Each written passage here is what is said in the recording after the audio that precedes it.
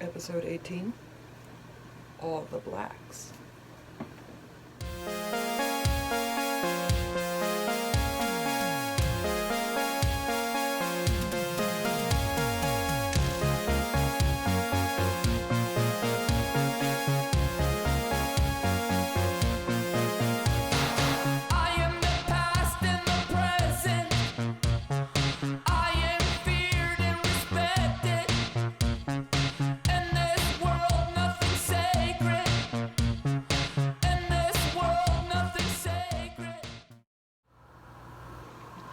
What's up, everybody? Let's do that black episode that I promised.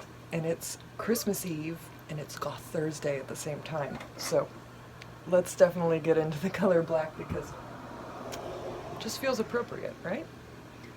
So there's going to be a lot of editing in this video because I have a lot of information to give you. I did the appropriate research. And I thought we could cover all the blacks that painters use and talk also about undertones.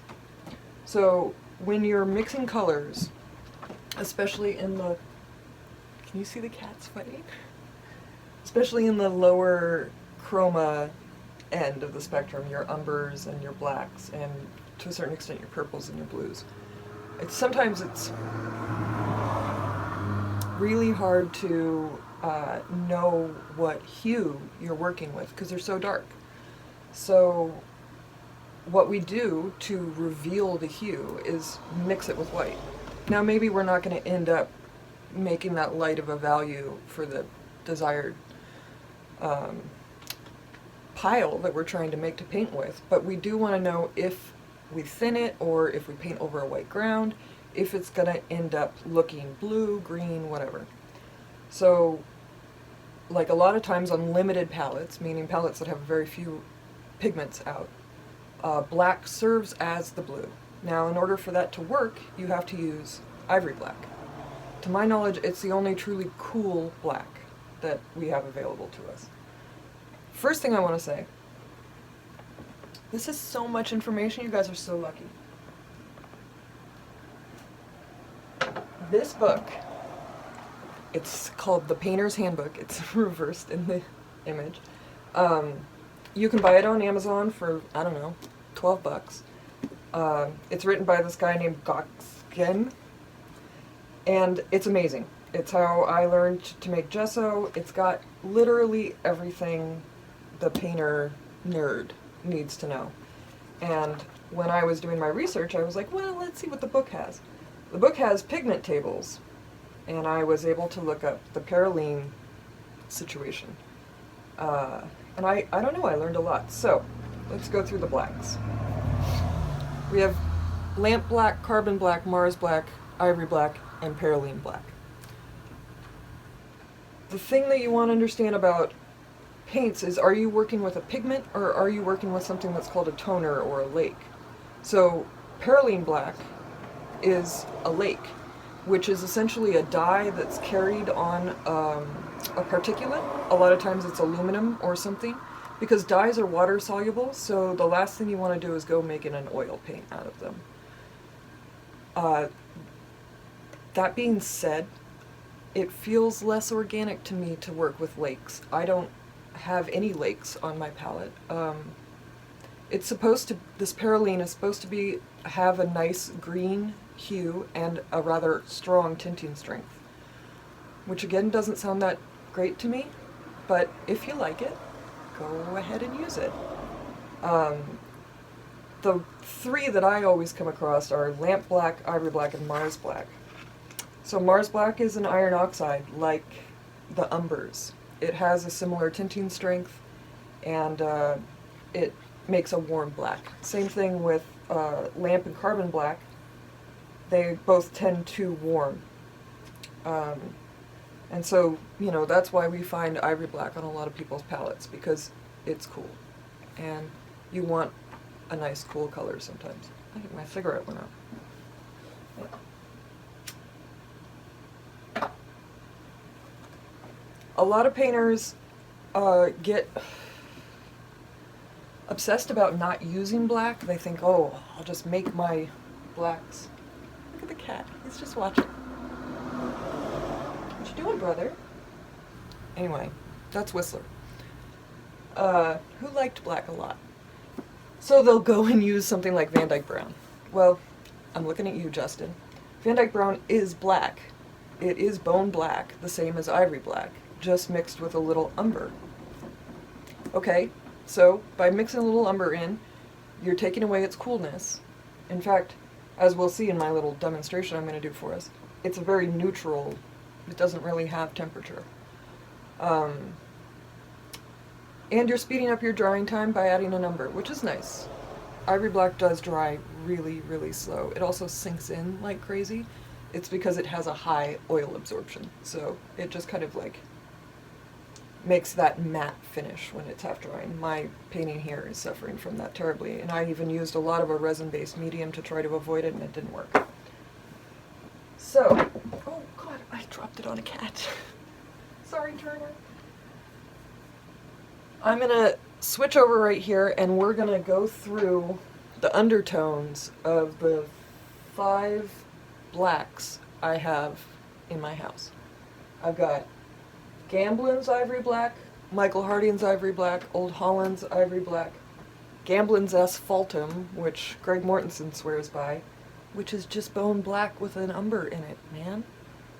And Van Dyke Brown, which again is bone black and an umber. So we're going to add white to all these. Oh, and I'm also, as an extra GOTHuRSDAY treat, going to make a black the way I learned how when I was taught Impressionist painting styles, where we don't have black on the palette. So it's Viridian and alizarin. And I'll talk about why I would never do that in my practice. But totally a valid thing to do. Okay, so I'm going to switch it over and you're just going to see my hands. Firstly, let me say Santa has been so good to you guys because I got a little extra special studio tip for you right here. I'm laying out all my blacks and I thought you guys would have your minds blown like I did when I first saw somebody do this. You're at the end of your tube. They sell these things called tube ringers that you kind of clamp down and then you screw.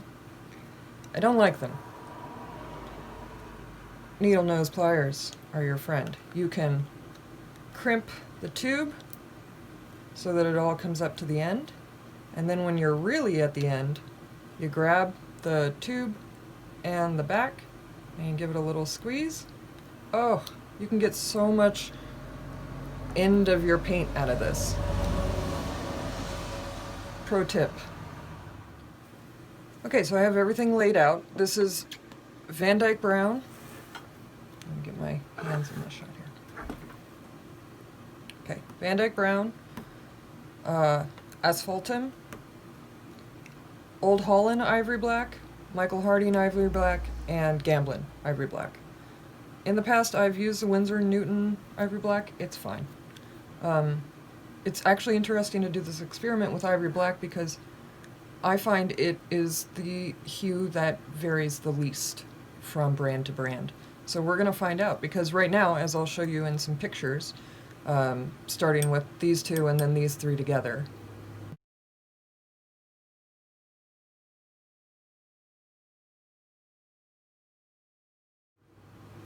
they all look very much the same. I would just say that Gamblin uses a little bit more oil, which can be a good or a bad thing. So all we're going to do to reveal the undertone of these hues is add a little titanium white.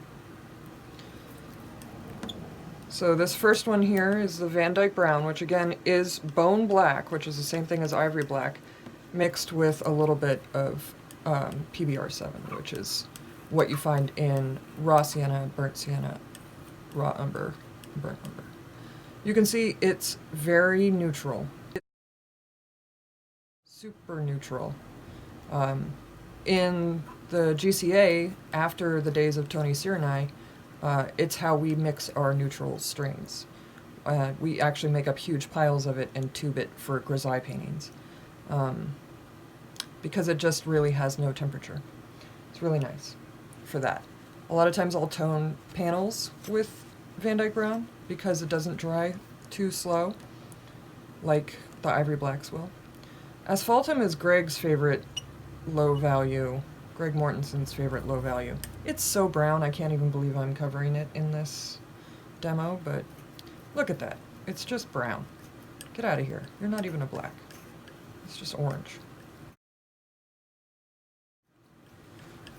I don't know why you would want something so warm in your lower values. I mean, the umbers do a perfectly good job. He probably has his reasons. I've always given Greg a really hard time about his color choices. Sorry, Greg. Love you. All right, next up is the ivory black that I use.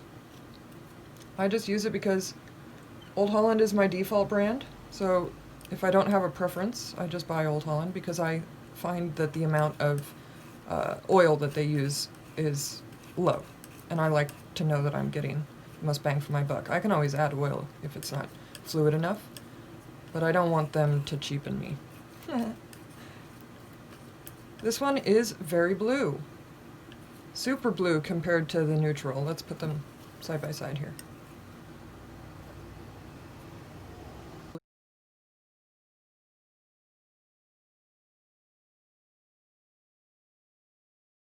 Yep, significantly bluer. Okay, now the real test is going to be in if there's any difference between Michael Harding and Old Holland. Should also be very blue. It seems.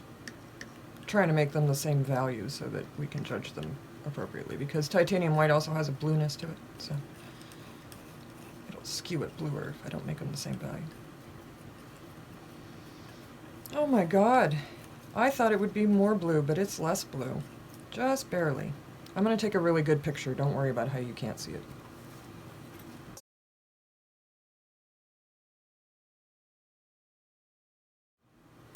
And last up is the old reliable Gamblin.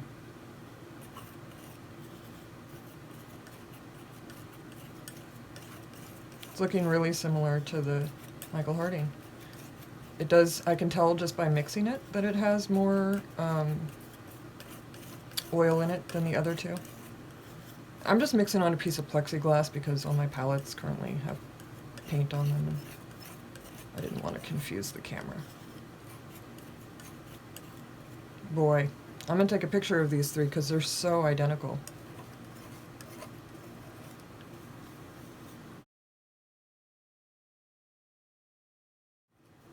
That's really kind of crazy. When you're mixing, you really want to thoroughly incorporate your piles. Okay, so now here's the real kicker. We're going to make a black. I've got Viridian from Winsor Newton and Old Holland's alizarin Crimson Deep. And from my experience with this, you need way more Viridian than alizarin, because alizarin's tinting strength can be really high, especially the Old Harding's is very tinty. I'm just going to mix until it looks black, and I don't want the purple undertones to confuse me. It's still very purple. The nice thing about working on like white glass palettes or like a white-backed piece of plexiglass like this is if you smear it, you see this kind of halo. That's giving you that undertone without you having to add white to it. I'm actually going to have the pile and add some more Viridian. I'm having the pile because I put too much alizarin to begin with, so the massive tinting strength of it is just not keeping up with the Viridian, so I would have to add twice as much Viridian. I don't want to waste paint. I'm going to waste that, but that's less paint that I'm going to waste than just dumping the rest of my tube of Viridian in here. Okay, we're getting away from the purple a little bit more. It's actually a very goth color. It's like what I would want a lipstick made out of. Okay.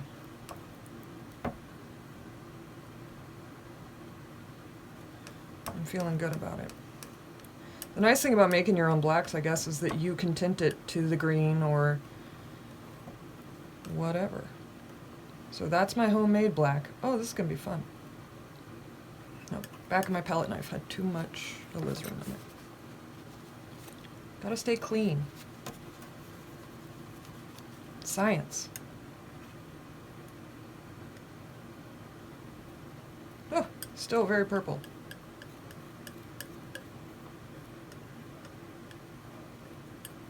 I'm going to bring it down to the same value as the other piles so we can compare it.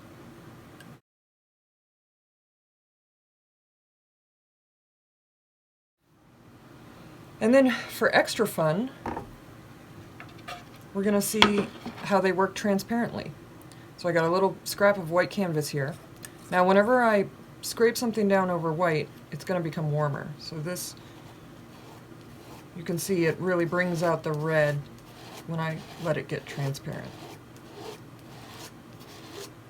So what I do is I try to keep most of the paint on the end of my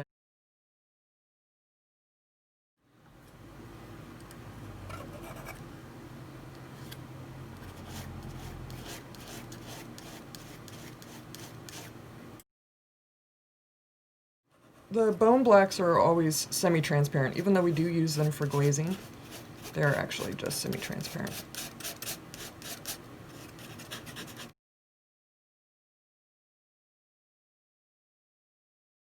Actually pretty rare to find a fully transparent, like Indian yellow, or actually alizarin and Indian yellow are both tubed as semi-transparent.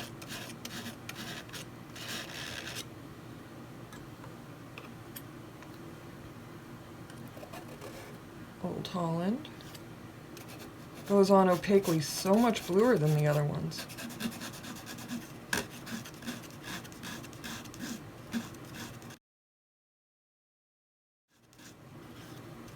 And I have to say, its little transparent section is the bluest of the three. I'm not even going to bother with asphaltum. I don't know why I put that in this demo.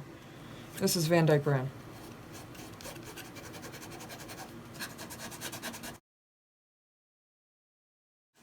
Very warm. Being the most neutral, if everything gets warmer, it's going to get warmer. So I hope that was helpful. A little extra side note for all you vegan painters out there, since it's GOTHuRSDAY and there's a lot of vegan goths. I do want to note that you can't use ivory black or anything in the bone category. It is actually made from animal bones. You could use Mars black, carbon black, and the perylene black. Perylene is organic, it's just a vegetable dye. And the Mars black and carbon black and lamp black. Mars black is an iron oxide, it's just a naturally inorganic mineral.